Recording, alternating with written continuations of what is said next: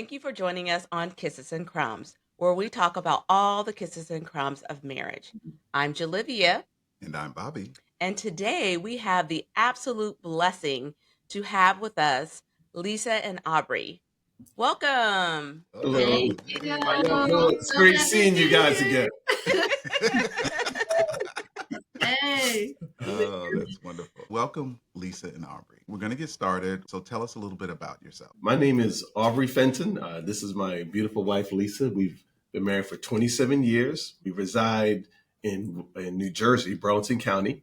I'm an immigrant originally from the islands. We have 3 adult sons, 25, 23, 21. Oof. They taught us a lot about Yes. family, marriage, and everything else. I'm the pastor of a church called Abundant Life Fellowship. And then I have a podcast called Faith to Lead. And Lisa and I, we work side by side for the better part of 20 plus years. Yeah, Wow. definitely. Yeah, I'm originally from Philadelphia, but raised in Willingboro. And that's where my husband and I, we resided for a long period of time. And our church is in Burlington County. So we enjoy New Jersey and living here, raising our children here, and just lifelong friends and friendships. As he said, he's from the islands of St. Croix. And so we have that difference between us, but it's been really good to kind of be in that way. And then I work here at the church. I've been here for, oh my goodness, definitely 20 plus Since years. 2025. Yeah, since 2000, and just enjoy in the role of chief of staff, but I also am able to do worship and creative arts, which is like a passion of mine, love of mine. So it's been great. Well, you know, Willingboro has a special place in my heart because Yay. that's where Hometown. that's where I grew up. Born in New York City, raised in Willingboro. So enjoyed growing up with Aubrey as well. So thank you both for being here. That's right. Absolutely. Thank you for having us. Okay, so we're going to get this party started with our cookie jar questions. Okay. These are a few quick questions to get us warmed up and let everyone know a little more about you. So, first question. Who is the best gift giver? It's definitely Lisa. Yeah. Because she remembers all the holidays. Yes. In my family growing up, we didn't give gifts. Yeah. So she's like, we got to do something for this birthday. And now, like, well, give him a card. You know, so she. In every Yes. birthday, for sure. Yes. I'd like to know who's the funniest. Aubrey, for sure. Yeah. He has, they're not corny jokes, but they're funny. Okay. They're Thank funny. you. Thank you. Witty? Witty? There we go. They're witty. Yes, they're witty, for sure. Yeah. You know, I'm not sure if they understand the essence of the dad joke. There's a genre of joke.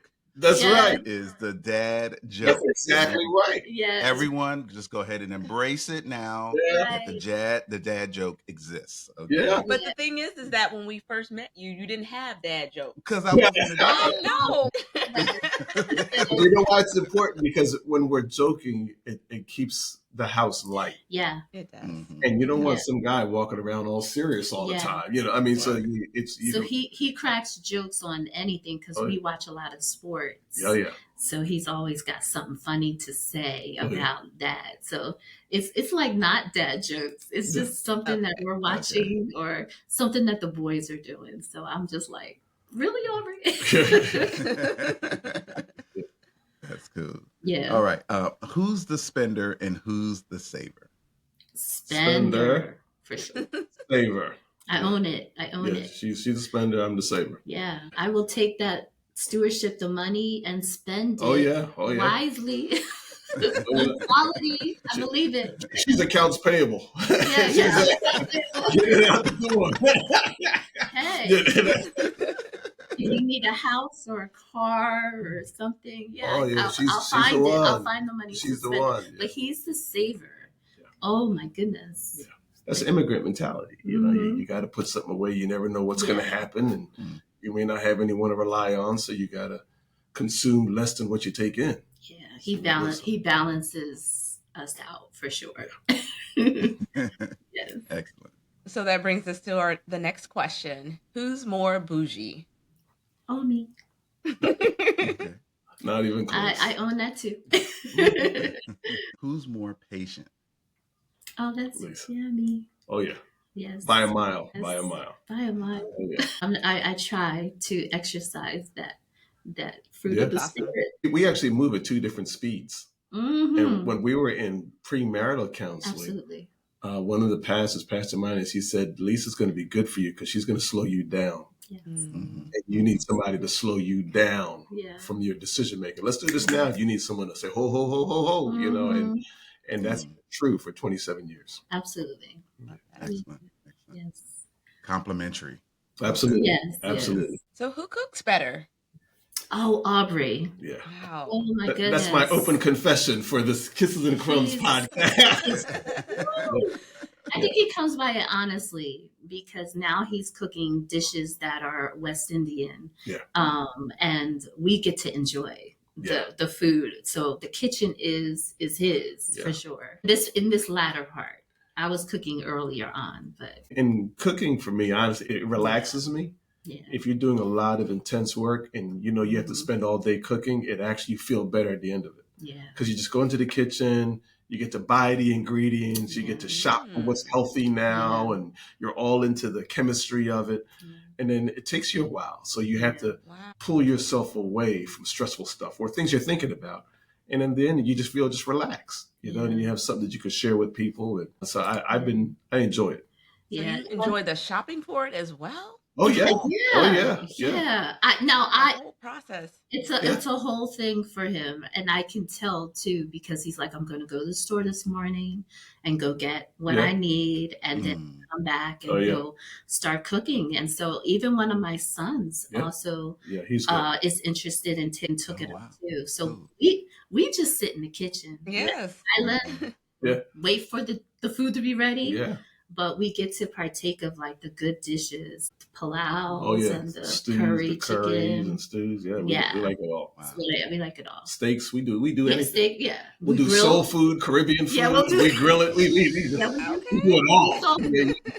When we go visit next. Yeah. That's exactly right. Well, I'm not gonna lie. Aubrey got it honest, boy. His mom threw down, boy. I'm telling you, it was wonderful. But Bobby, the story of that is my mother was such a good cook that when I got married, I thought my wife would naturally do it because my mom did it. So everyone thinks my wife is going to be my mom, part 2. Yeah. And my mom pulled me aside. She said, "Oh no," she said, "if you want to learn to cook, I'll give you my recipes." Yes. So I was 28. And my mom, she took me aside and she'd give me all the recipes. I wrote them all down. And that's when I started cooking. So I started cooking later. Yes. Yeah. Yes. Wow. And so now my dishes are just like my mom's because I wrote down her recipes. Yeah. And my sisters can't emulate her because they didn't write them down. And I'm not giving them up. So I'm like, this is big, So yeah. That's rich. That is rich. That's wonderful. Documentation. Yeah. Wow. That's awesome. Wonderful. It's really awesome. Oh, wow. So if we want to know. He's not sharing though. I know. Yeah. So you have to record him or stand over his shoulder. Oh, yeah. Oh, no. To watch like the ingredients. And so my son did that. So he was testing out the curry and the stew. You got to be worthy. No, I'm just kidding. I only did for the worthy. No, just kidding. No. You got to put in the time, right? Right. Okay, so whose music playlist is better? Oh, mine. Oh, yeah. Oh, my goodness. I have playlists when I wake up and when I go to bed. It's all time going on. Different genres of music, of course. But for me, music is like my escape, my way for me to stay outside of getting off of the screen. Of working and just being able to be more expressive. So I love to play music, but definitely different genres. And we have a son just like her. One son's like me, another son's like her. Yeah, she's all into it. It's her lifeline. Who is the first to say, "I'm sorry" after a disagreement? Oh, that's me. That's me. Quick. It's quick. Yeah. It's I call it jumping on a grenade. It's like something's wrong in the relationship. We both know at some point someone's got to apologize. Someone's got to go first. Someone's got to walk across the gauntlet and get shot at. For the sake of peace, let me go get it over with. get shot up and then she'll respond, And so, Right. so It takes me a little longer. I'm really careful with my words. And so I need minutes or hours after it's over to kind of process it all. And so I am not quick only because I'm trying to put the emotion behind it and mean it so that when I look at him in his eyes, he knows, like, okay, she's really sorry. I just can't quickly, come and say it. I have to mean it as well as take the seriousness of it. But that's not to say he's not being serious. I know he is. He's just faster at it. He just knows that it's a diffuser, so that we don't blow up. So I do appreciate it. I know he means it, but I just can't be that quick. So much slower. Yeah. And I love that. You want to be true to yourself when you say it. You want to be true to him and fully apologize, but you also want to be honest with yourself when you're saying it. That's great. Yeah. Okay. So who's the rule follower and who's the rule breaker? I'm the rule follower. Really? Yeah, because I need rules. It's like I don't know how to move outside of. Yeah, that's what that I question think. begs another question. It depends on who's making the rules. Whose rules are we talking about? That's true. No, that's true. That's true. I would. Lisa, I would actually agree with that. Lisa, no, I do agree because Lisa is procedural. So she feels safe in guidelines. Absolutely. No matter where we go. Yeah. You know what I mean? I think I am more of the clear canvas kind, or change maker. If the rules don't work, let's advocate for change. You know what I mean? Yeah. So it's not just about what are the set guidelines. It's are the guidelines right? And if not, we'll just push the guidelines. You know what I mean? Let's figure out, what to do to get to a better scenario and then work through that process. Yeah. So I think she's just more inclined to go within the boundaries. Yes. Okay. And I've learned to appreciate that. I don't call it like rule breaking, but he's just drawing another line that just never existed before. So he'll say, oh, if it's not there, let's create one. Let's create a new path. Let's create a new space. And I'm just like, but what about, what was there? Or what about that rule or that protocol, that SOP that was there? So it has taught me to know that you can go outside of the line, but I tend to live in that comfort space of like a procedural space. I think that goes along with when you're a child and you color and you go outside the lines. It's like, it's not pretty anymore. But I think that as an adult, if something doesn't work, then let's color outside of that. Let's color, make it work. Let's make it work. Yeah, yes. And I think part of it is just knowing how you're wired. Yeah. And some of us were wired to be pioneers. Where let's go into an area that's never been. And so you're really not looking for rules because there are no rules there. You got to go and discover, but then you need a whole army of people to come with you to say, now that we're here, we got to set some rules. Right. And so I hold it down. She holds that. 10 toes. I get 10 toes. And he knows that. He knows that about me. So it's great. I tend to be the pioneer by nature. Absolutely. So it's just, I love your example about, coloring outside and inside of the lines, because when some kids color outside of the lines, they just go, okay, I'll make another arm or I'll make another leg, and they improvise, where some people have to stay in the lines. Yeah, so that's right. So it's just how we're made up. So. Okay. So a little bit more lighthearted. Who's the messy one? Am I? I was gonna say it's okay. It's okay. There's no right or wrong answer. We disagree. We disagree on this one. Well, first of all, he's much more neater than I am, and he is like a spring cleaner. He'll be like, okay, it's time for us to, throw stuff away. And so I will own my messiness because I tend to hoard things and just keep it because I think there's always Yeah, value she in does. it, She does. like all the time.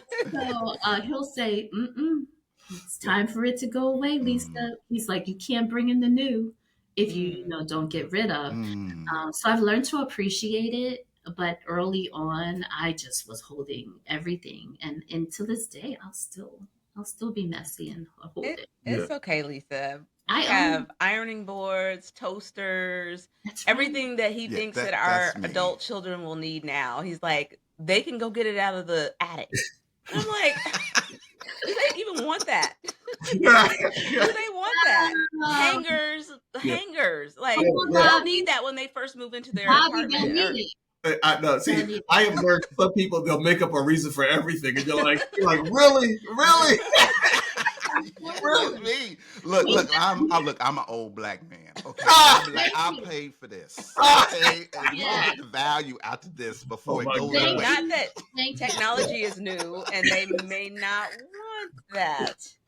Okay, Yeah. okay. Yes, I, yes. I if tend you to do can't that. tell me in 30 seconds, I'm taking it out to the curb. Like to the curb. If you can't tell me when you're gonna use it, Oh I'm my marching it gosh. off to the curb. That's what it I is. would Right, be right. crying. Oh One yeah, it's time traumatizing. It can be he traumatizing. told me, he said, we're gonna clean out the garage Oh yeah. so that we could park our two cars in. Now there's value in being able to pull your car into the garage from the weather, right? But I didn't see Mhm. it that way. I saw all the stuff he was gonna put out at the curb, and I said, "Oh my gosh!" I was like, "How can I hide this? Oh my Oh, God, he's gonna catch me! Oh, I'm oh gonna turn yeah. over." He'll never see Oh, it here. Oh yeah. yeah. I got you. I got Wow. you. Thank you. That was great. That was great. Who has the better singing voice? We already Oh, know. ew. Not even close. Okay, By a thank mile. you. By a mile. Okay, so who is the most romantic? Oh That's it, wow, Lisa. I'm gonna own that one for sure. Oh, Okay. Yes, Yeah. yes. I love all things romantic. I just think that it just is a wonderful thing, no matter how small, but it could also be big. But I definitely like romance. Okay. So those are the cookie jar questions. So thank you so much for thank playing you. in the cookie jar. All And Thank you right. never get in trouble for sneaking a cookie every now and then. That brings us to our first Kisses and Crumbs question. How did the two of you meet, and you. what was your very first impression of each other? Oh, wow. I would say Aubrey and I, we met in church. He was playing the guitar and I was, of course, singing on the platform, but I saw him and I just was intrigued by him. He was hanging out with my older brother at the time. And so he just became a fixture at our house. He would like drive Yeah. by.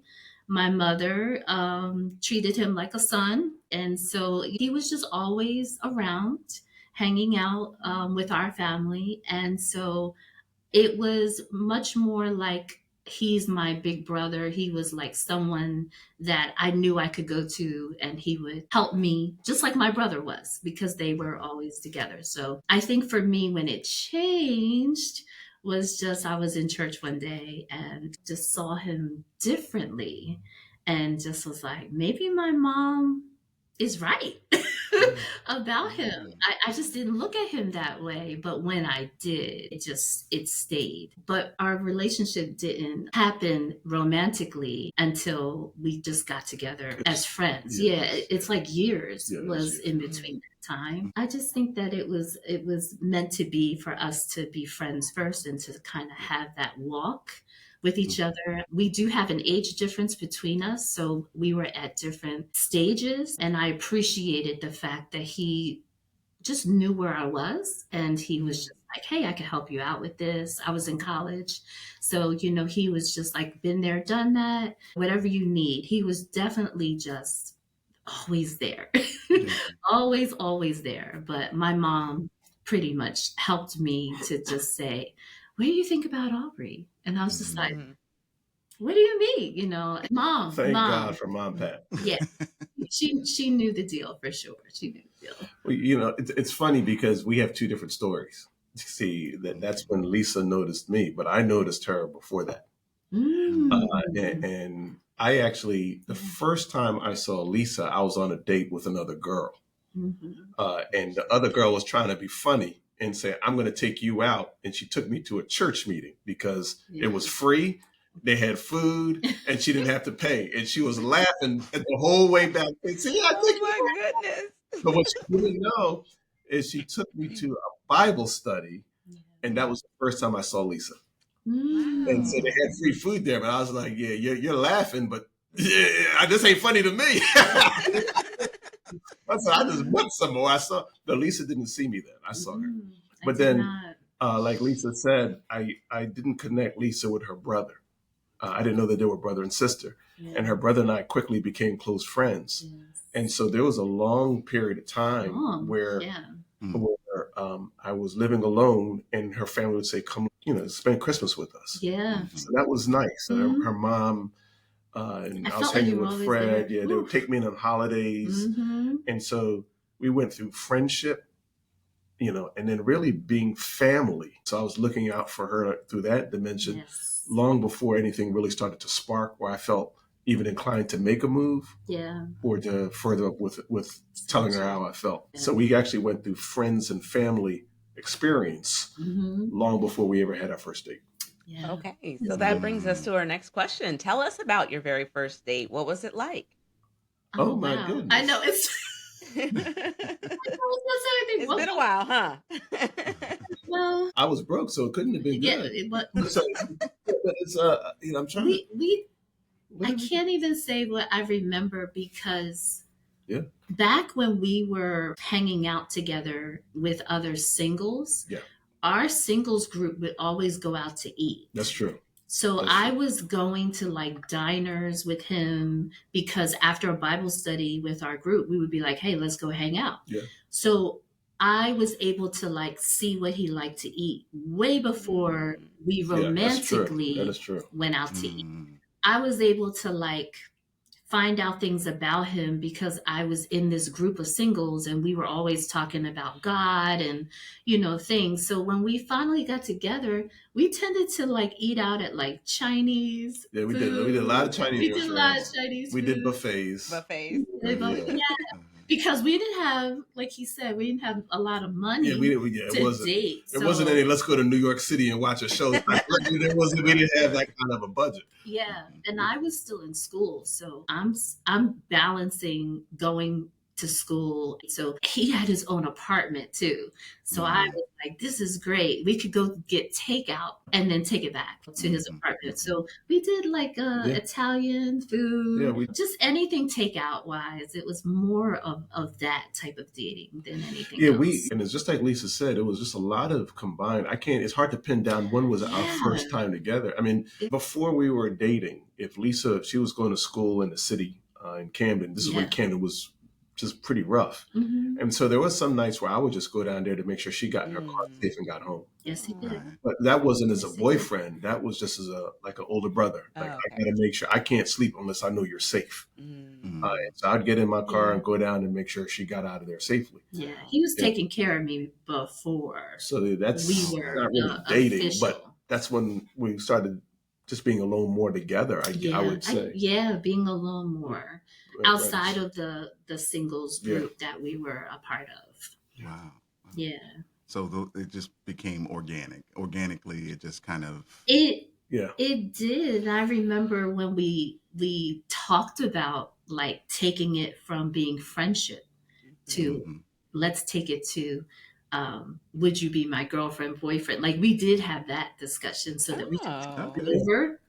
yeah, But the crossover was just so natural because, like he said, he was just always yeah, around already. Mhm. And at the time, I too had been in a relationship yeah, as well. So we did see each other's other person that yeah, we were with and had those conversations too on the phone because once again I was friends with him yeah, and he Mm. was friends yeah, with me, so we generally respected each other's yeah. person that was in our lives at the time before we officially Yeah. made it something where we would be together.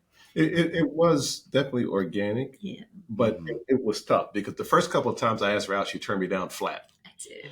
And Mm. that ain't organic. You know what I mean?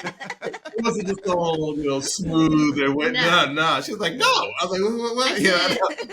So, I did. so I we had to did. go through some of that. And it was Yeah. hard. It was hard. Yeah. Here's a person that you know well, you think the world of, you Mhm. know she's beautiful, gorgeous, you like her character, her personality, you fit together like a Mhm. glove, and you're like, what's wrong?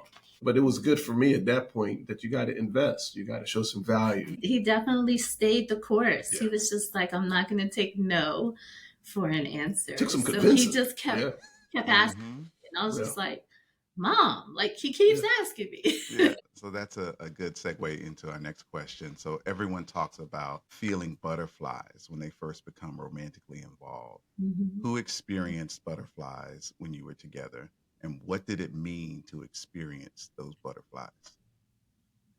Well, I know I experienced it for sure. It makes you feel giddy and it makes you feel like you can't live another day without that person. And you just begin to walk with a feeling of this is good. Like this is what love feels like. So we had endless times on the phone Oh yeah. where you don't want to get off the phone. Then you want to wake up the next day and see the person. So we actually dated that way. Yeah. I saw him every day and Mm-hmm. I spoke to him Oh every yeah. day. So I felt like he was my person, And Mm-hmm. so back then I was in my 20s. So you're very happy. We didn't have any, bad times, but No. we did break up once. And we broke up and I remember just being strong. I was just like, okay. I was like, all right, we're going to break up, you I know. could take it. I could take it. This is what we're supposed to do. And of course, like I go back home to my mom and tell her, and then he goes back and tells his people. But it didn't last long. Didn't last a week. It didn't, Mm. Yeah. Didn't last long. didn't last a week. It kind of let us know Yeah. that that was just not gonna be a good move for And us. I feel butterflies when I feel nervous about something. Mm. And I never felt nervous around Lisa. And I think Mm-hmm. part of it is because she was the first woman that I ever dated that I was friends with first. I had to go up to a train station and meet someone cold. I'd probably be nervous. Yeah. But if I've been into your house for Christmas for 3 years, 4 years, 5 years, Mm. I'm not nervous. We're already joking. We're already Yeah. laughing. So I didn't Right, have right. butterflies. What I did feel when we started dating was a whole lot of peace. I felt like I'm good now. I used to always tell her, Yeah. it's not even that I don't want to be with anyone else. It's that I have no interest in even looking for somebody else. And that's Mm-hmm. something completely different.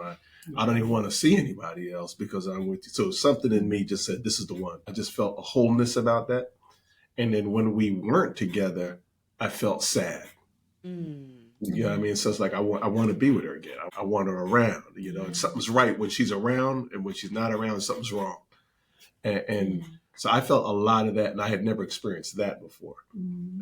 And Wow. then when we had that one breakup for that week, Yeah. I knew within days because I'd broken up with girls before, but I knew that I did something wrong. Yeah, he broke up Mm. with me, by the way. Yeah, it's like a sin. I was like, I feel different. I did something wrong. I Yeah. got to get back into right. You know what I mean? Like Mm-hmm. Right. there was no, well, it's over with. I was like, I'm out there. You know what I mean? Yeah. And so and even my friends told me that. One of my friends said, "Are you sure about this, man?" Yeah. Mm. I was like, even my boys don't got my back. Are you sure about this? I was like, what? Woo. And, Yeah, yeah, yeah. and I think it was my dad. He told me something profound. He said, "It's actually good that you broke up so that you could realize how much you should have been together." Yeah. Mm. Wow. Because Yeah. you knew within days to say it Days. right. And he says that cements to you the fact that this is the one for you Yeah. Mm-hmm. because Mm-hmm. you felt that. True. So I had a lot of those feelings. Yeah. Right. So these are perfect segues into our questions. So how did you know it was time to propose? How did the proposal take place? When I started dating Lisa, I knew our families were already connected for years. Yeah. I knew that we were already friends. I knew that she was my best friend's sister. So I said, when you respect a person and you know the stakes, you don't start dating them unless you start thinking this could go all the way. Unless, why would I jeopardize all of that for I'm unsure where this is going to lead? Right. And so I think that looking back, I dated her all along, but I had already known something inside me saying she's the one. And when you start your dating relationship on that kind of friendship basis and respect basis, and our families already know each other, our families are already good, your dating game is different. You will date that person differently. Not that anyone's right or wrong, but that was just our experience of it. So from day one, I said, I'm going to be very serious. We're going to treat this the right way, and this is going to go somewhere. And then I think we might have been dating just for a couple months. Just a couple months. 2 to 3 months. Yeah. And I marveled that we never got in a vicious argument. And my reputation was Aubrey's volatile. You know what I mean? So like week 2, I was arguing with my girls. I mean, I was like, I can't believe you said that. And I used to tell Lisa, I said, we haven't had an argument yet. No. And so I just said, we're at a strong level of connection here, whatever it is. And so I knew probably by the 3rd or 4th month that I needed to get my personal life together, get my finances together, because I'm going to want to propose to this lady down the line. Yes. But we had known each other for years, but I would probably say by the 2nd or 3rd month, I knew really early. I had to get my manhood together because I'm getting ready to invite someone in, and I knew pretty early. And I just want to interject because we were dating and together romantically and in that space. And then I remember one time he said to me, if I was to ask you, will you marry me? What would you say? And I said, oh, I would say yes. And he was like, wow. He's like, you answered kind of quickly, like, And I was like, yeah, I know. I'm sure. And then crickets, like months went by. I had to save my money. I had to save up.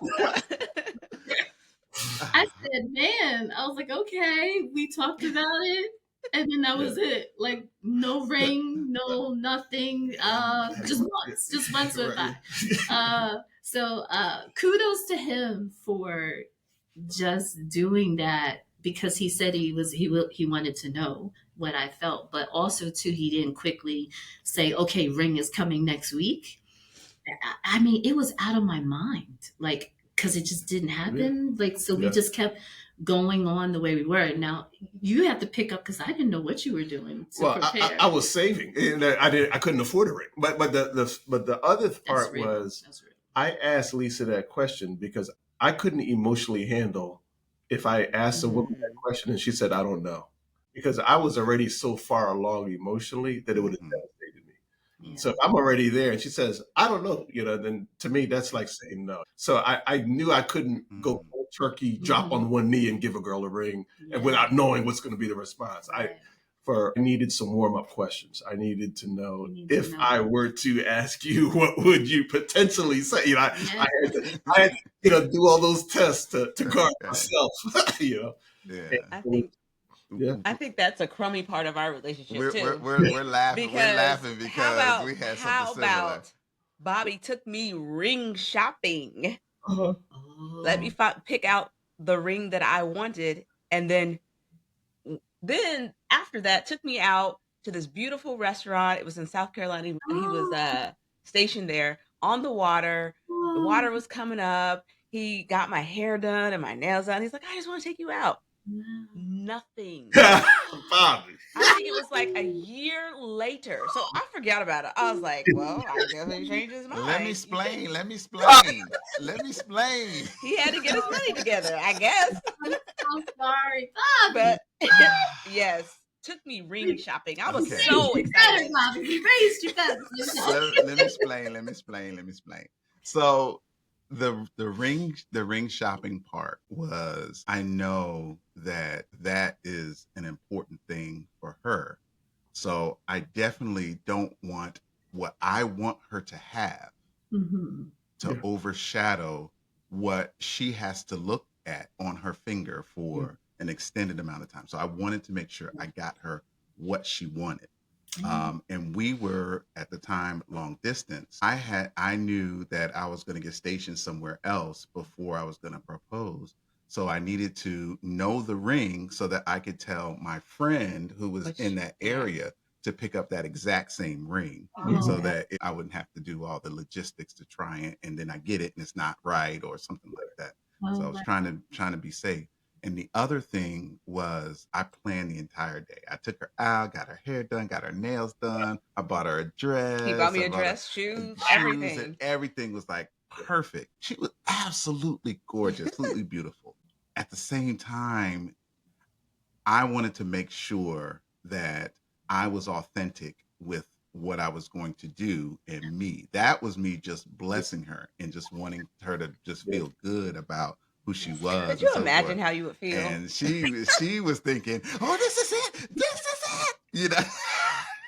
you're wrong for that. So I was not trying to trick her. I was not trying to be Is that like it, Bobby? Ashton Is Kutcher. Yes. You know, gotcha. that It was not a gotcha moment. Yes. But she was so graceful, and she never gave me a hint that you're not going to ask me something. She didn't do that or Yeah. anything like that. And so that let me know that she was very graceful, very humble, and accepting of whatever I Yeah. was going to bless Oh her with. my So, goodness.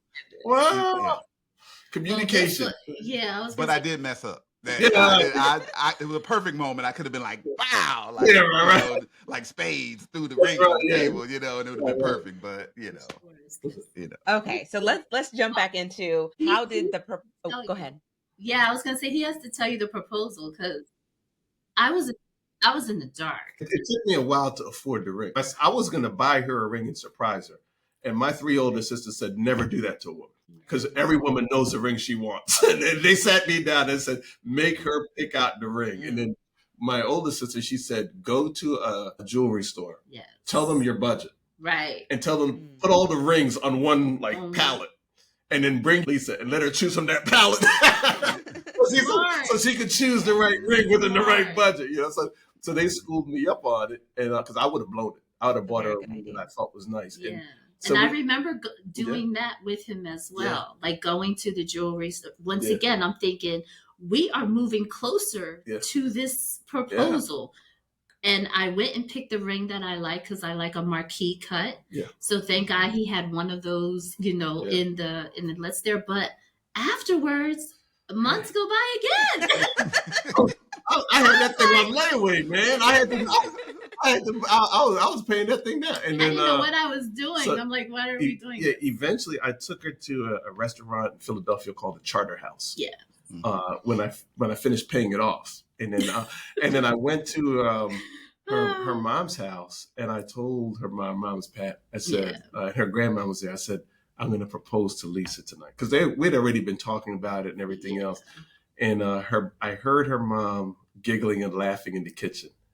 And it was one of the greatest because she was just like so Yeah. happy. And she was telling, she's like, Mm. Aubrey's going to propose to her tonight. And Lisa And you didn't had know. already asked my dad I already asked. Oh, that like was, a whole nother yeah, time. that was interesting. And the whole family just never let on Yeah. to me at all. So yeah, I took her to the Charter House. The family knew. And I then didn't we know. sat down at the table. And then, Now hold on, I have to interject.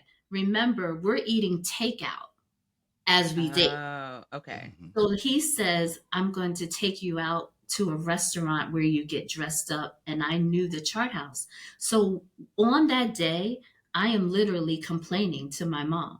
He can't afford this. Like, why is Mm. he wanting to take me out? She's telling me, will you just go get dressed? Will you just go Mm. upstairs and let him spend the money? And I'm like, Mom, he can't afford it. I'm like, there was no special occasion. I'm just thinking he's taking me to a fancy restaurant and he can't afford it. And I don't know why, because he doesn't have to do that. I'm content, is what I'm trying to say. I'm content. So Wow. I'm actually trying to not get dressed. And my Mm. mom is saying, will you just make yourself look pretty? Let him do it. Like she is all in on it.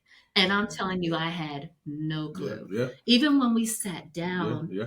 at the restaurant, I still didn't think anything of it. I just was like, okay, we're here and you're spending this money, but he had it so Yeah. planned. Yeah, they had the flowers on the table. Then I was on one knee, had the Delaware River behind, Mm. and then I Oh, proposed wow. to her right in the there. restaurant. Oh, that's beautiful. Not even far. It's about 20 miles from here where I actually proposed to her, and it was a very expensive restaurant. Hold on. Yes, it was. Yeah, And because I was looking at the prices, and I was like, maybe only one of us can eat. only one of I us. said, only one of us can eat. Aubrey, why are you I said, I'm not not hungry. I have the water. I'll have the salad. I'll have the water Yeah, yeah. with lemon. With lemon. I was like, I'm good. I'm good. I'm like, even the flowers on the table, it came over, they bring it to you, and it's like a dozen roses. And I just said, wow, Aubrey. I'm like, wow, you got me flowers. yeah. And he was just like, yes. I just felt like I was an outsider looking Oh, in yeah. because so many things were happening around me that I didn't know what a proposal looked like or felt like. So I was just like, why are you spending all of this on me? When he got down on one knee is when it hit me. Yeah. And I was just like, oh my gosh. And then he tells me, Yeah. your mom knew. Your dad knew. Everybody Everyone knew but you. He's just like, you just gotta let us, do it. So he was good. Yeah, that was a good experience. Yeah. Wonderful, Coming back to the wonderful. house too, I'm showing off the Mhm. ring, but they're all, it's Yeah. like they were all there Oh yeah. at the house. Oh yeah, they were ready. They were See, ready to roll. Yeah. he planned it for sure. Ah, that's wonderful. This is beautiful. Yeah. So after the proposal, I would like for you to paint a picture for us of how your wedding took place. Hmm. Well, after we got engaged, it was a year engagement for us. So I had graduated from college and then put the wedding date like 2 months after. So the wedding day was a year of us planning. I'm a big planner. So I, want everything to be in place. And I say that it went off very well. Yeah. I mean, I was very happy and excited because we just had a very large bridal party. Yeah. Uh, Bobby was part of it. Bobby was in there Yeah. because we just had all of our friends. Yeah. And there wasn't a friend that we felt we couldn't leave out. So it was like a choir. It It was. was like probably like 9 people on each side. But I felt just surrounded by so many family and friends. We opened it up to our church. So we just said everybody can come. And then the reception was private. But I just felt like that day just went exactly how we wanted it to go. Bobby's sister is my hairdresser, and she's known me since I've been 12 years old. So I started my day with her, and I'll never forget just being with his sister and his mom in their salon, because you are waking up to getting ready on your wedding day, and your hairstylist is there, like they know what you need. And so I had a moment where I was like breaking down and things weren't going right. And I just remember Tony consoling me and just saying to my bridal party, you guys are, going to be fine. And so like, you need some people on that day to calm your nerves and to make sure things are going well. But when I got to the church, we got dressed at the church, and his mom and godmom were in the dressing space where I was. And they too were like, you're going to be fine. Everything's going well. Because I didn't know, but they were secretly like making sure stuff was right. Thank God for them, because they were just like, okay, where is the communion? Oh, okay, go send somebody to go get it. Like, I had people as well as my wedding coordinator who just made sure stuff was happening in real time. So when I look back on it, I'm just grateful that those things were happening. Now, when I got with Aubrey, we were joking about stories, like what happened with the groomsmen, what happened with the bridesmaids, because those are the stories like we don't know what happened before we went out. But from the rehearsal and then the actual wedding day, I'm just grateful that God blessed us with that day being the way we wanted it to be. I thought there's a couple things we had going for us. We had a long extended time to plan it. Right.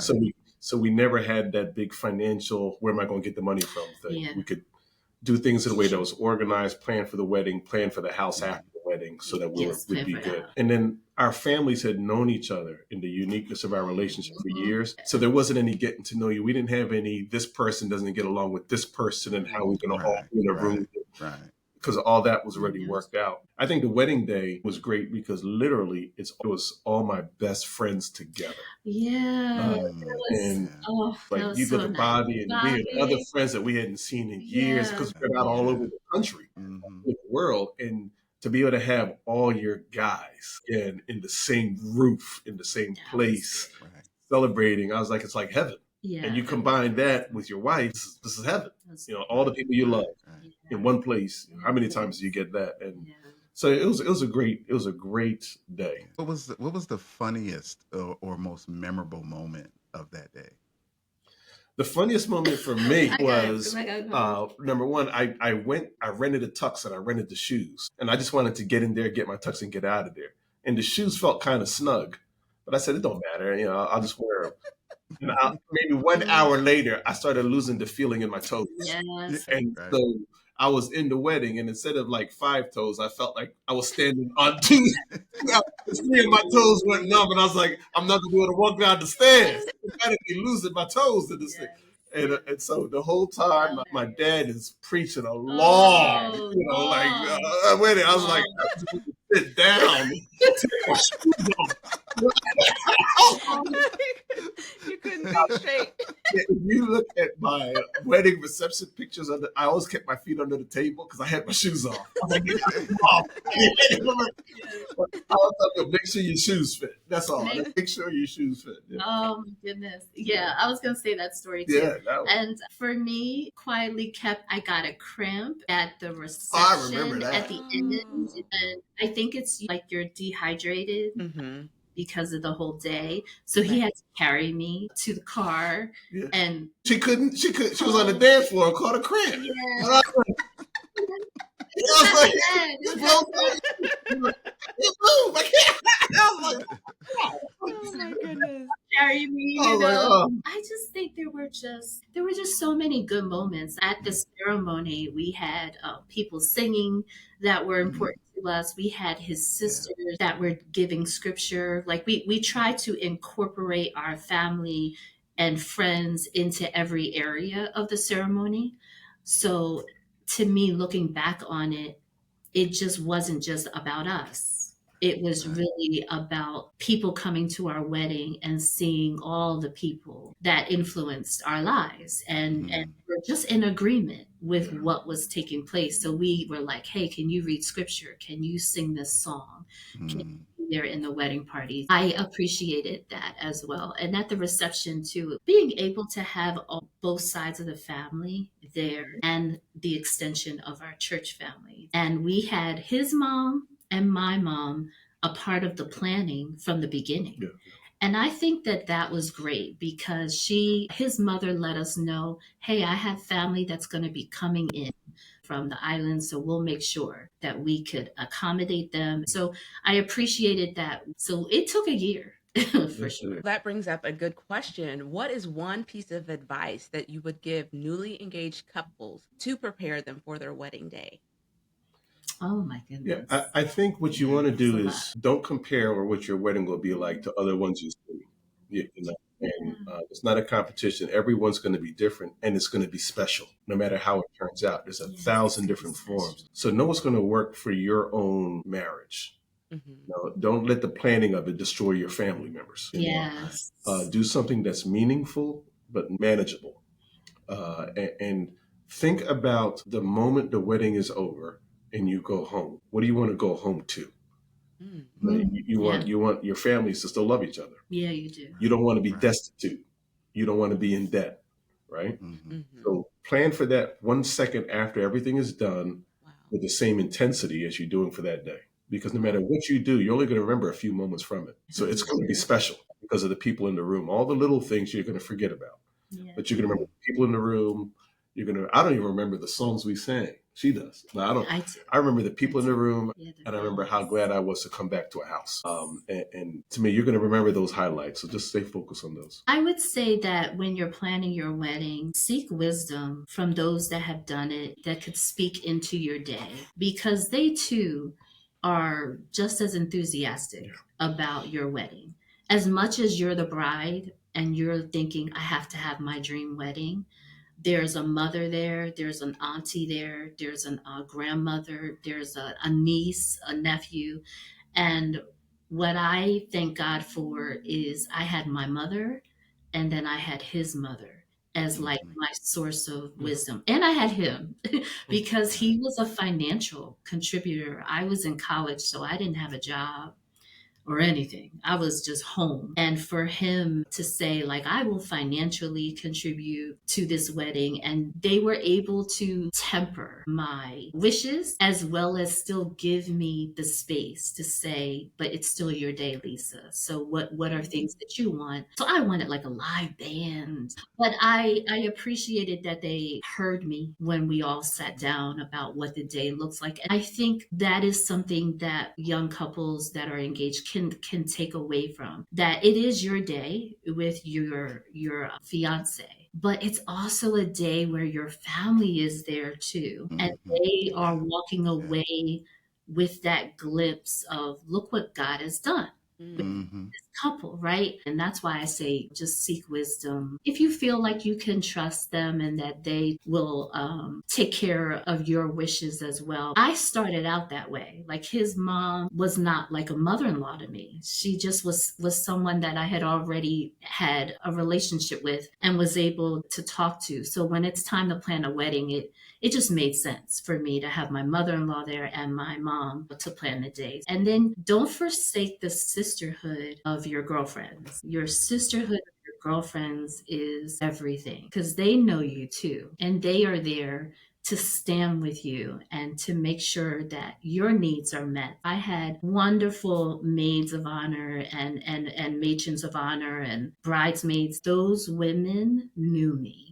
They just walked with me throughout that whole process of planning. And I just felt very blessed to have that sisterhood on that Yeah. day for sure. I love that you included the groomsmen and the bridesmaids. And I think that role is so critical. And Yeah.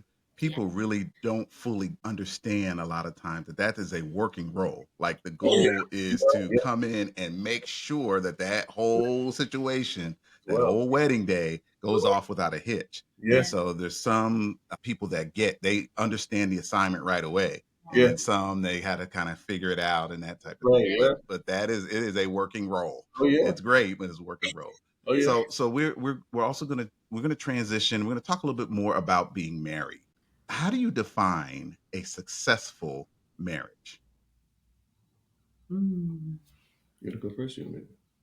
You A guys. successful marriage. The textbook answer is he made two one.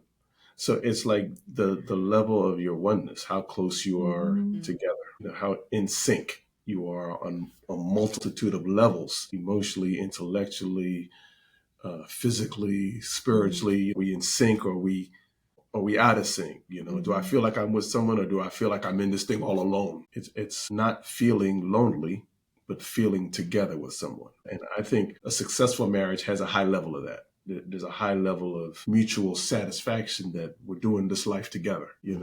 Doesn't mean that we don't disagree, but it means that even when we disagree, we're still together. It's not like I have no idea what she likes, where she's going, what she's doing, where she'll be, whatever. The more that you feel, Mm. I think the more challenged your marriage will be. So I think a That's successful good. marriage is when you have two people that are working on that togetherness and you realize it's never achieved. It's always a process. Hmm. And Yeah. every day, how we Yeah. going how we going to work to get back together again? Mm. Because Yeah. life tries to pull you apart. That's the truth. Yeah. Right. Hmm. But so every day we're going to have to do this again. And tomorrow we're going to have to come back again. And in 5 years we're going to have to do this again. And we're going to have to recalibrate again. And I think a Yeah. successful marriage, you got two people that understand that, signed up for it, and then do it. Yeah. Well I was said. I was gonna say too that I knew what a successful marriage was based off of the dysfunctional side of a marriage that I saw. So I was just like, if I can just not be in a dysfunctional state, I am being successful because I'm leaning more towards what God wants us to be. So my parents did not have a successful marriage. And so I just took notes from that. And I just said, if I could just do the opposite, I'm winning. Yeah. I will be winning if I cannot do this, if I can, stay out of arguments or communicate, like basic stuff. And I just took that as a sign of, you'll be successful, Lisa. You'll win every day if you could just keep chipping away at those attributes, like lean more towards those things. And I would add to it is, it's such a journey that I feel like you can't arrive at saying it's successful. Yeah. Right. Yeah. Until you have did the vow of till death do us part, Right. Wow. till you're at the well done, thy Yeah. good and faithful servant, love. Because marriage is such a lifelong journey and covenant that you've made with your spouse. So I agree with Aubrey when he says, like, every day you just wake up and you do it again. And that is success, that you are waking up and you are trying and you're going after it again. You're attempting to do something different and better the next day. Yeah. It's like God graces you with one more day and to do life with someone as well. I don't ever want to be in the space of like we're successful. I just want to be in the space of like we're in this journey of going along together. Yeah. And it's been 27 years. That's such a long time. That's a good way. There's a temptation to label success or failure. Yeah. And I think if you see it as a covenant and you kind of know when that covenant is working the way it should, what should you experience? And I think unity, togetherness, peace, joy, happiness, that's what should be coming out of it. I think I have that in our 27 years. We've had difficult years. We had 3 kids that have gone through all kinds of different storms. We've had different challenges that we're working through, but I never had that I have no peace in my marriage. I'll be more peaceful out of it than staying in it. And that's a real thing for some folks. So I think that if I were to be forced to say successful, I'd say you have a lot of those fruits that you can see. I feel at peace with this. I feel at joy with this. I want to keep going. Not just I should keep going, but I want it. It's natural. I'm not being exploited by putting my all into this thing. This is a win-win if I keep doing this. Yeah, and also the challenges that come and the failures that come. I think a success is just how you handle it and how you go through it. Yeah. Because we're not absent from those experiences. We know that they even will still come. Yeah. But it's all about how you approach it, handle it, go through it together is a success as well. I think that's an excellent point. In fact, our next question is, what is the one disagreement you laugh about now, but was it funny at the time? How much time you got? I'm wondering what conflict that we can laugh about. No, I'm just kidding. It's really funny. I'm going to tell you one. Which one? Early in our marriage, we were living in Williamsburg, and then there was a town near us called Burlington Township, and they built some new housing called Oxmead. Yes. And Lisa didn't like the house we were in, because it was small. But I said, it's affordable. The mortgage is manageable. And she said, I like these new homes. And those homes, they were going for $150,000, $160,000. And back then I said, that's a ridiculous amount of money to ever pay for a house. And I think I vetoed it. I said, no way, we're sticking and staying. That's a waste of money. And I think in 12 months, those houses were appraised at like $400,000. And I was like, that might have been the dumbest decision I've ever made. I mean, they went from like 150 to 400 in like 6 months. Equity. I was like, man, we could have bought it, sold it, and been set. And I was just like, and so I think I laugh at it now because I remember everything that went into my decision making then. Yes. And it seems so sound, but it was so way off. And so I can laugh at it now, but for 10 years, it wasn't that funny. I was trying to get him to invest in real estate. You got to think outside the lines and figure some stuff out here. Trying to move us up. So that's probably my Yeah. biggest work. Well, I was gonna say, I just remember, and my sons know this story, so I'm not saying anything that they don't know. But I had my second son, and then I found out I was pregnant again. Oh yeah. Like really early, like maybe 8 months later. So all of my sons are born close together. So Aubrey came to me, and he was just like, the Lord told me that we have two kids, one for you and one for me. I think we're good. He's like, the Lord, he gave me peace about it. And I'm listening to him giving all this deep explanation. We should have two kids and be done. And so I was just like, Aubrey, I am pregnant with child number 3. So he was just like, what? I almost fell down the stairs.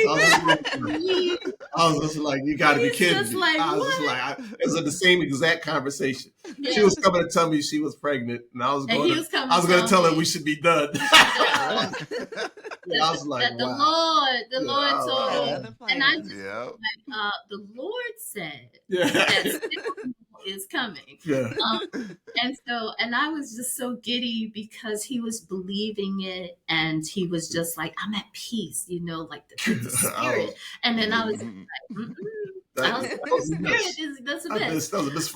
So we tell our youngest son that story, and to let him know the intentionality of how he blessed us with him and adding to our family. But back then, those decisions, that was a shocker. Decisions of having kids. And when I was just in a different place because I was in my 20s. So I was just like, let's just have kids. Let's just have kids. The more kids, the better. And he's the financial one. So he was just like, can I afford? And I was getting old. Child number 1. I was like, So, and then we just have stories of going through picking like schools and paying tuition bills and all of those things, and where to live and what car to get. He always thinks he knows what car to get, and I'm just like, that's not the right car. So it's just those types of stories. Very good. So what rule or agreement do you all believe has been a game changer in your relationship?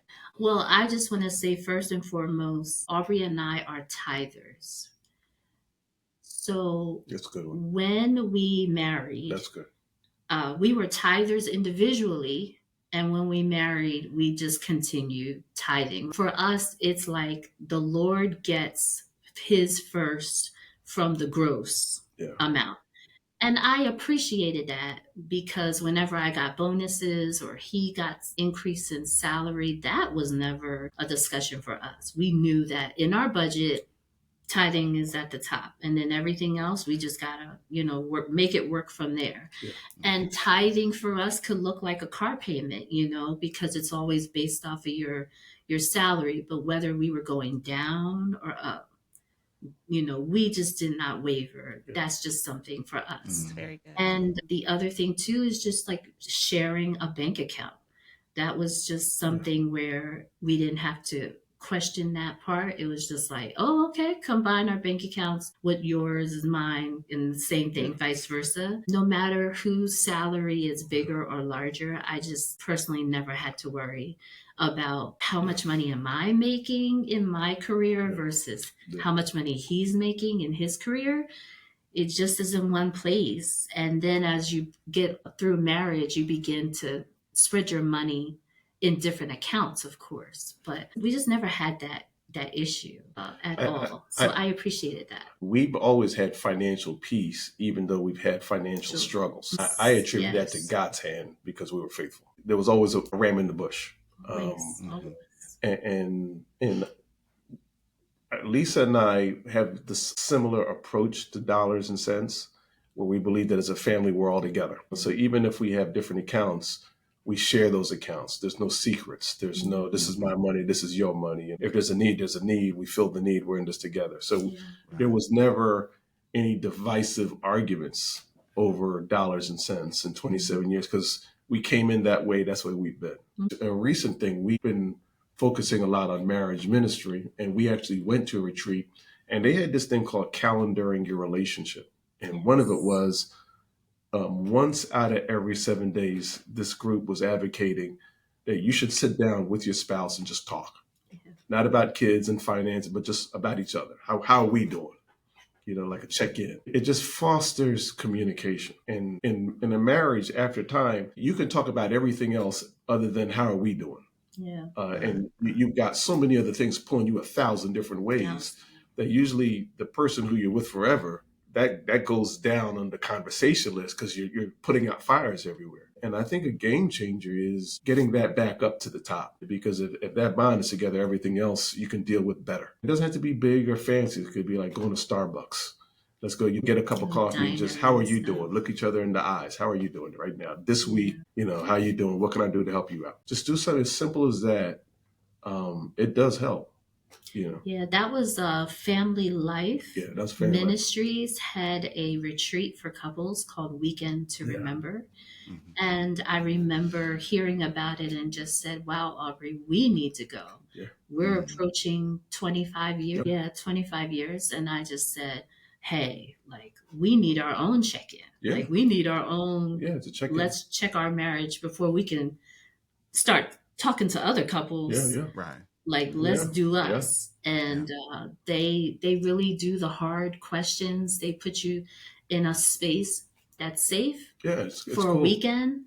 And you get that opportunity to just find out, are you drifting, or are you towards each other, or are you drifting apart? Yeah. But it allowed us to just come back and just focus on like those types of dating things. And I would probably, that was a game changer for us at 25 years. And it's because when you get to 25 years, odds are you're probably moving into empty nesting. And that's a whole different marital phase. And we were when you have kids, and then all of a sudden, boom, all the kids are out. Now you're looking at this person saying, "Who are you? Who are you? I've changed." And you figure the whole house is empty. It's crickets. I mean, so you have to redefine some things. And I think a game changer is stuff just like your podcast. It's people saying annually, what are we going to do to get more information so that we can be good at this? We can be good at our marriage. Right. And you've got to treat it like a student, willing to learn. Like, what do we got to learn? What we got to learn. So that it's not just, this is the way I see the world. This is where I grew up. You can't. Nope. It's got to be. It's like you got to study it. How can I get more information that's going to help us out? And then next year we're going to do this again. Yeah. And I think that's a game changer. It was. So what is your top 2 love languages, and what does your spouse do to honor them? You go first. I think one of mine was affirmations. Words of affirmation. So it was words of affirmation and acts of service. I think those are my 2 for sure. Those were the ones that I expressed to him of where I was currently in the womanhood that I'm in now. So I kind of spoke to where I am now in my 40s and just some of the things that I need. So I didn't go back to my 20-year-old self. These were current, and he knows it. he knows it. He looks at me. He could tell. He's just like, you look pretty today. You're doing a good job. I'm like, thank you. Thank you for noticing, because we do work with each other. So I do appreciate that as well, whether it's publicly or, with us. Yeah, and I think for me, it's probably acts of service. I would probably say words of affirmation a second. There's a lot of people that give me words of affirmation. So I don't think that I have a deficit there that my spouse needs to pick up, nor do I need a endless amount of it. I think that's there. I think it's the little things. Lisa's the chief of staff here. So there's a lot of things she does even in her career that I would say she's doing, and it's helping not just the church, but helping me. And those don't go unnoticed. With what I do, it's very possible to have a wife say, I don't want to work with you, be around you. That's your thing. I'm going to do my thing. And then I'm off all alone. Even if you're with a team, it's still different. I think her companionship, to just be present, to be part of that world.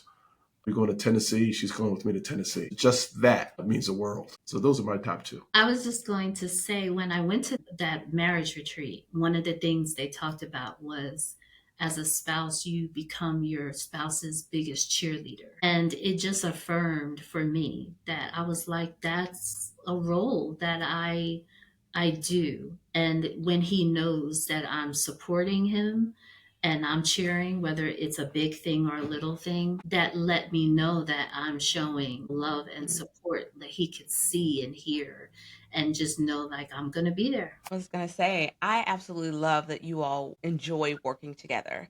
Because Bobby and I do a lot of things together and we enjoy it. We always say that we're better together. Right. And it's shocking to me when people say, y'all work together or y'all, you do that together. And it's like, yeah. And they're like, wow. It's like this foreign thing. And I'm like, we actually enjoy it. If we don't get to work with each other, I'm more disappointed in that than having the opportunity to work with him Yeah. on things. Yeah. And that was one of the most attractive things about you Yeah. was that you were willing to work with me, Yeah. and in some ways I had it together, but in some ways I'm a mess. Yeah, And right. that's just honest. That's just being honest. So you're able to work with the mess too and say, Amen. okay, Amen. let's do this, let's do that. And not like, okay, I gotta fix him, but So, in a okay, you're like that. I understand it. I recognize it. I appreciate, so those things. And I'm willing to work with that and try to make something beautiful out of it. well said. What was your toughest season of marriage and how did you get through it? Well, for me, my toughest was when my mother died, and then my grandmother died 2 years later, Mm, and then his mother died 2 years later, and then we went into the pandemic. And I say that in the string like that because the level of grief is real. And if you don't recognize your trauma that you've been through, you won't be able to go through it. So experiencing it in real time and never having a moment to really get over it mm, because then someone else health was going down and declining, so we were just constantly back and forth just trying to hold us up. The children were young, but they were old enough to recognize what was happening. But emotionally, I was just declining. And Mm, so my husband would tell you that when my mother died, I was just out of it for a year. And he told me later on that I just wasn't present. So he had to pick up a lot with family, church, everything, us. I think all I could do was just go to work and come back home. mm, And then I became the caretaker of my grandmother mm, because my mom died before my grandmother died. So it was just like a hard struggle. And then by the time his mother had passed, I'm still in grief mode because my whole support system, mhm, the village, everybody was mhm, passing away. Then to go into the pandemic and to be in that space was a lot of isolation, mm, even though we were carrying the church and that world. You just never get a chance to really breathe. And so I think for our marriage, even though we were together, I felt more isolated and more separated because we were just trying to just do what we needed to do. And when I mean that is my husband being a pastor, he's the one doing the eulogies oh for, my mm, goodness. and I will never forget just the mm. amount of strength that he had to have Right. because he loves the person that passes away, but he has to be strong for the family to Wow. eulogize. And we didn't know everybody was going to pass away 2 years, like every 2 years. So he's grieving too, but when does he get an opportunity, Wow. to grieve? And my children, I think they got stronger every time. Mm, Their Mm, grandmother, great grandmother, they were just like, we got you. Like, I love the way my sons handled everything with it because they were my lifeline of everything that was poured into them. So yep. I just say for our marriage, that was a test. That was everything just being taken away in that space, like our support system. And I just didn't have a moment to think of me as like wife, mother, role. I couldn't. I was just in another space and never felt anything like that before. But it taught me so much. I have just a whole nother outlook on life when someone else's family member passes Mhm. away. whether it's a close friend of mine or someone here at church, I put myself right at that moment of where I was. Mhm. Everybody doesn't escape sitting on that front row. One day you'll be sitting on the front row and Mhm. have to, bury your loved one. But I learned a lot from it, how strong I was and everything that my mom put in me, and his strength as well, of how much he can endure, how much he can take, as well as how human he is. Because I didn't lose not only my mom, but he lost his mom too. So we share, I guess, those experiences, but it was for me in our marriage that was hard. It was a long, long period of time. I would take those 6 years as probably the toughest on our marriage for those reasons. Whenever one person is grieving, you're both grieving. Mhm. Whenever one person's down, you're both down. Whatever they're grieving, that means that their capacity to do other things goes down. So you're feeling that I've got to fill that gap. It wasn't hard though, in the sense of Lisa made a decision that I'm going to move off to Singapore and and become an actor. It was understandable, natural. My wife is down for good reasons. But it was just dealing with when you see your spouse grieving, you've got to give them time. There's nothing you can say to fix it. There's no quick answer. You just got to let it be. And that's what makes it tough because you as a spouse feel inadequate because I can't fix it. You just got to ride it out. I would also say what was a difficult time in our marriage to me was when I was running for office because I was away from home so long. I mean, like you're That's true. campaigning every day, every night, on Yes. weekends, and you have these long lapses where you don't see your kids. That was tough. That You're was raising tough. 3 sons, you're the father, and you said, I never want my sons to be fatherless, but they are this year, because I'm leaving, what I mean?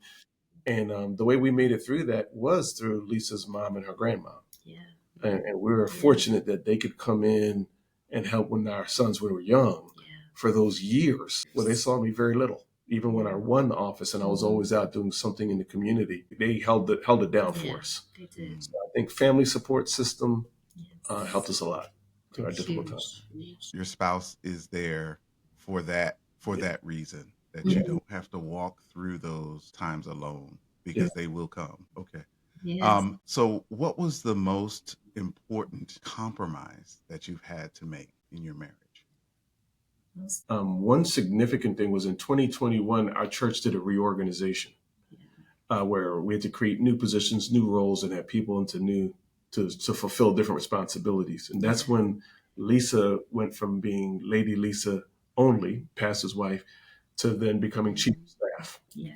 Hmm. And so it's finding out, all right, Lisa, now in 2020, who are you? What are you gifted in? What are you skilled in? Where do you see yourself for the next 5, 10 years? What would give you happiness, joy, peace? So finding her fill that role was unique because in the beginning, I didn't know where the reorg would lead us.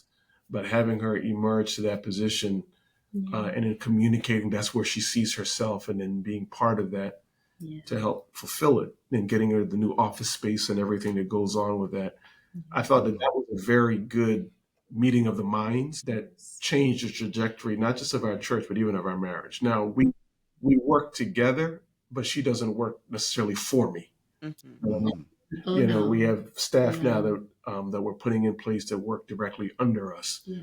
but that's how we can work together better. That is So I would probably think that's probably the most recent and That is the profound most recent compromise one. we've made. But it really wasn't a disagreement; it was something we had to work through together. Right, right. And I will say what was so wonderful was during the pandemic to see Abundant Life keep going. Yeah, And those yeah, It was outdoor it was we services, we were tuning in. yeah, because we were looking for a light. We were like, oh, just yeah. Wow. gosh, we're in such Drowning. darkness right now. We're in depression. We've got to figure this out. And then though, to see that y'all had the courage to say, oh, let's take it outside. Yeah. We were like, oh, this is great. It just really was like a beacon for us Wow. during that time. So that Wonderful. was wow. Thank so you. Yep, appreciated. It we was great. remember. Show Yep. courage and out of the box thinking, and just yes, we're going to keep going on. That's So wonderful. Yeah, that was thank inspirational. Yeah. you. Thank you for sharing. Yeah. Yep, Driving. we tuned in. I remember. Mom Wow. always calls us. Did you watch? Did Did you you? Did watch? you watch Oh, the? so It it's was so good this week. You presented. Yeah, yeah. watch? You can catch it on the YouTube. Wow. She says. On Uh, the And she YouTube. calls Bobby and can't get Bobby, so then she calls me because she you're knows right. that, but she does. She still Wow. to this day she will call. Oh Absolutely. my goodness. Yeah. We So love them. Yeah. what are the pitfalls or other things you would caution others to avoid in marriage? Comparison, number one. Never ever fall into the comparison trap. And trying to either one up your spouse or compare your relationship to someone else's. You've got to Mhm. uniquely stay connected to God and find out what is the purpose for the two of you. Yeah. Mhm. If you're going to compare yourselves, just compare yourselves to God Almighty and Jesus Christ. But like, it's so easy, I feel, to fall into the comparison role, and it just triggers a lot of things that are just unnecessary. But that takes a lot of courage, I find. It Mhm. takes knowing your identity in Christ and Mhm. who God's making you to be as you evolve, Yeah. so that you don't get into that comparison trap, because you will say, my marriage is not great because so and Mhm. so is doing this. I've seen them go on trips. So, social media gives us the picture of them dating and going out to eat. Like, you just begin, to compare if you're in that unhappy space. And I find that if I get out of that space, then I just stay true to whatever God's doing with us, so it could be celebrated and pioneering, as Yeah. my husband said. Yeah. Comparison is Yeah. one. I think comparing social media is fake. So stay off of Mhm. that by looking at someone backpacking on the Aspens. They argued all the way up the mountain and argued all the way down. It's like, Tell it, tell it. they hired a They photographer, hired all us, right, yeah. and a drone. And competing within the marriage is a quick way to fail. Competing, yeah. You got a promotion. If I don't get a promotion, then I feel sad. Yeah. You got to get off that whole Yeah. slide. I would probably say resistance to personal growth. It's hard to look at yourself in the mirror and say, I got to grow in a lot of areas. When you're young, you kind of expect it. When you're in your 50s and 60s, you're thinking, I'm fully actualized. But you got to grow a lot every day. When you're in your 60s, Mhm. when you're in your 70s. And I think marriage brings out to you all your areas of growth. Your Mhm. spouse knows the good, the bad, and the ugly of you. Mhm. Mhm. Yeah. Nobody else knows them No like one you do. else. So you've got to, if you are at the point where you don't want to grow and you're Yeah. becoming Mhm. resistant to growth, Yeah. Mhm. Right. then when they're telling you the truth, you will reject them. You'll Yes. resent what they're telling you. But I think if you're open to that and you're saying, "I want to grow," your Mhm. spouse is someone that can help you grow in your humanity. Yeah. And you say, Mhm. "Well, I'm not all the way there yet." And when they Yeah. tell you something, that doesn't mean you're a disaster. It just means that you're good, and now you're going to get better, and you're going to get Yes. refined. Both people. And I think Mhm. once you stop that growth process and you say how I am is how I am, Mhm. I'm sticking and Yes. staying, Mm-mm. I think you've plateaued your relationship. And if one person is plateauing and the other person keeps growing, it's going to cause a tension. So It's true. you both have to be willing to grow, sacrifice of your ego or your security or your confidence or your machismo or or your womanhood, and you got to Yeah. say we're going to grow. We ain't all the We're way not there yet, and there. it's all good. Yep. And I think that's a pitfall that I Very see is good. too many people they've gotten stagnant in themselves, and now Yeah. they're hurting, but they're hurting their relationship because they're stagnant. And you kind of want them to accept you the way you are and be like, this is Yeah. me, and that's Mhm. it. And, it just brings on Mhm. a whole Yeah. Then level. you need to be by yourself. That's exactly right. That's exactly right. Yeah, yeah, Yes. yeah. You So know. Mhm. I accepted you as you are, but you're a fixer upper. I'm a fixer Yes. upper. Yeah, Yes. Yeah. So, oh, Thank that's God for wonderful. That grace. was really good. Yeah, this has been so rich. As we wind down, I want to ask, what would you tell others is the secret to your success in marriage? Ooh, I would say the secret is we started and we have kept the same spiritual foundation. yeah. So the ultimate source for a right and a wrong, we've never deviated from. So if I'm wrong, then I know I can go to the Word of God, or I can go to prayer and I can get corrected. And Lisa the same way. So ultimately, we believe that God is in the center of our relationship, and God's Word reigns supreme. Yeah. And I think that if you keep that, if you keep your walk with God right, individually and then together, don't stray from that, and you stay in communion with each other by talking, communicating the challenges, I think that will safeguard you from everything life throws at you. Yeah. Because God will correct you, or he'll send someone to correct you, or he'll send your spouse to correct you, and you'll hear it. Even if it hurts, you'll hear it. And if your communication line is good with them, you're not giving the devil any opportunity to get in the midst of it. Yeah. So you can do that. Finances, health, people who pass away, children challenges, you'll have a safety net that can deal with most of life's challenges. Yeah, I would agree, because I know that if Aubrey is still in communion with God and he's trying to please him, that if there is something that he is not doing, I can just pray. Yeah. And I'll be like, God, speak to him. Yeah. Handle that for me. Holy Spirit, go before me. Because I think if I'm gonna do it, I'm a use words and do things that should not be so. So I think staying spiritually connected, first and foremost for yourselves, just allows you to keep going on in the marriage, because you're kind of patterning yourself after what God wants you to be as individuals. I think when couples take God out of the mix, he's not the center of it anymore. I just think you're opening yourself up to the enemy and all of the things that happen. We know that we're not perfect, so that allows you to just keep that like vertical relationship with him, so that you could keep working on yourself, and then in turn that just gives you a better version of yourself to your spouse. I would also say too is for couples to recognize seasons. Yeah. They are the best things that I believe God has given us in this life, this walk with him. So when you recognize the season that you're in, you'll be able to have more of an acceptance toward what's happening. I jokingly will say this, and Bobby was a part of it, but when my husband turned 40, I remember having Bobby come, and I said, Bobby, we're going to surprise Aubrey with this 40th birthday party, but we're going to mask it and have you come preach. And he'll think that you're just in town to come preach, but he won't know that after church, we're going to have this huge 40th birthday party. And I did that because he was going through that transition of turning 40 and just not feeling the best about himself. So I was like, I'm going to bring all his friends, his closest friends in town, and we're going to celebrate, him turning 40. And I say all that because that was a season that he was in and that he was going through. And I recognized it for what it was. And it was hard. He just didn't have a lot of confidence in that period of time. But I just knew that if he could just see himself the way God sees him. To your 40s, you made it to 40.